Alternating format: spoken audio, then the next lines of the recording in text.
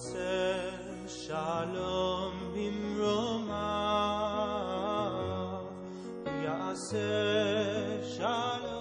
Parsha of Yitro records the revolutionary moment when God, creator of heaven and earth, entered into a mutually binding agreement with the nation, the children of Israel, the agreement we call a Brit, a covenant.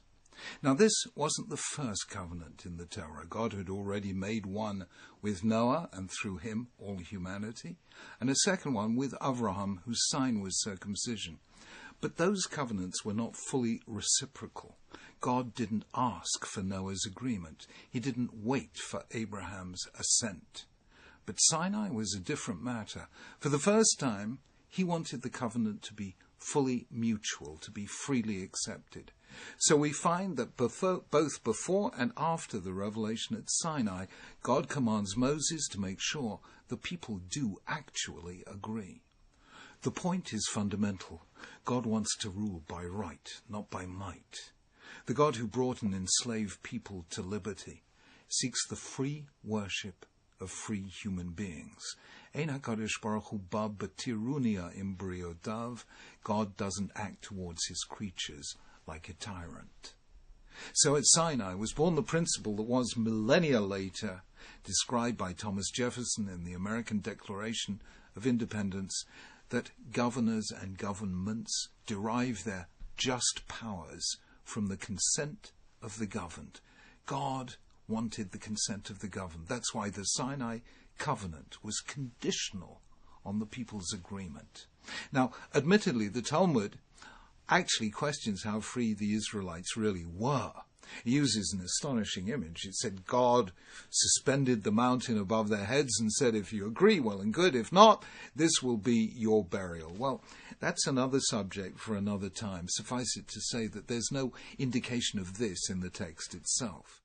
What's interesting is the exact wording in which the Israelites give their consent. To repeat, they do so 3 times. The first, before the revelation, then twice afterwards in the Parsha of Mishpatim. Listen to the 3 verses. Before the revelation, Vayanu kol ha'am yachdav, vayemru kol asher diber Hashem na'aseh. All the people answered as one and said, all that God has spoken, we will do. And then this is what they say afterward. Vayavo Moshe, vayasaper la'am et kol divrei Hashem v'et kol ha'mishpatim. God came and told the people all God's words and all his laws. And then vayan kol ha'am kol echad v'yomru kol ha'dvarim asher diber Hashem na'aseh. And the people all responded with one voice, we will do every word that God has spoken. And now comes the third assent. Vayikach sefer habrit vayikra be'eznei ha'am. Moses took the book of the covenant and read it in the ears of the people. Vayomru, and they said, Kol asher diber Hashem na'aseh v'nishma. All the people replied, we will do, and nishma, all that God has declared. Let's leave that word untranslated for a moment. Note the subtle difference. In the first 2 cases, people say, all that God says, we will do. In the third, they use the double verb, na'aseh, v'nishma, we will do and we will hear, or obey, or hearken, or understand. The word Shema means, among other things, to understand, as we find in the story of the Tower of Babel, when God says, come, let us descend and confuse their speech, so that lo yishma'u ish sefat ra'ehu, which means so that no one will understand other people's speech. So the first 2 have the word na'aseh, let's do, we will do, but the third says na'aseh v'nishma. But note that there's another difference. In the first 2 cases, there's a clear emphasis on the unity of the people. Both phrases are very striking. The first one says, all the people answered as one. The second says the people all responded b'kol echad, with a single voice. Now, in a book that emphasizes how fractious and vociferous the people were, such declarations of unanimity are significant and rare. But the third verse, which mentions both doing and understanding, contains no such statement. It simply says, they said.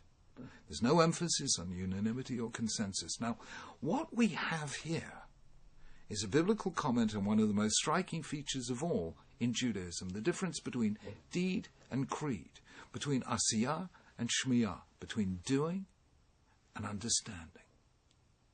Christians have theology. Jews have law. And these are two very different approaches to the religious life. Judaism is about a community of action. It's about the way people interact in their dealings with one another. It's about bringing God into the shared spaces of our collective life. Just as we know God through what he does, so God asks us to bring him into what we do. As Goethe said, in the beginning was the deed. That's why Judaism is a religion of law, because law is the architecture of behavior.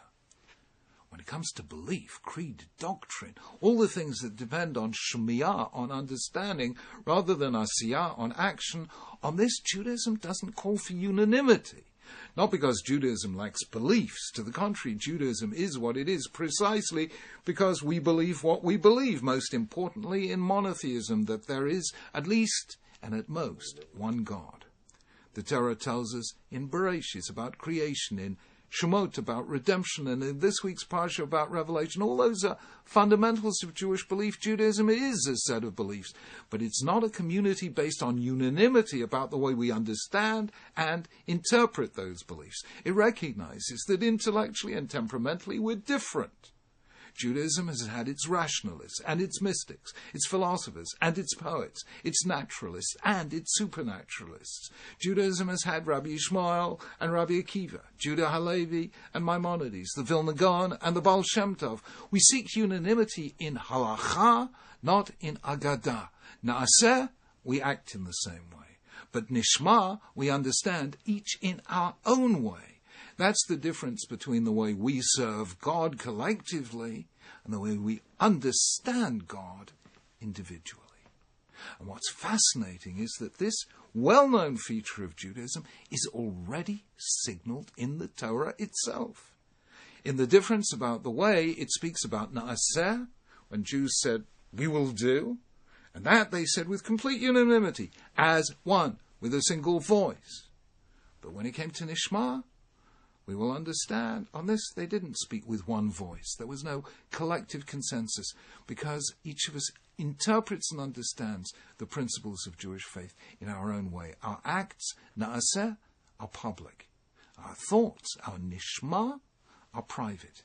That is how we come to serve God together, yet relate to him individually in the uniqueness of our being and of our understanding. Shabbat Shalom.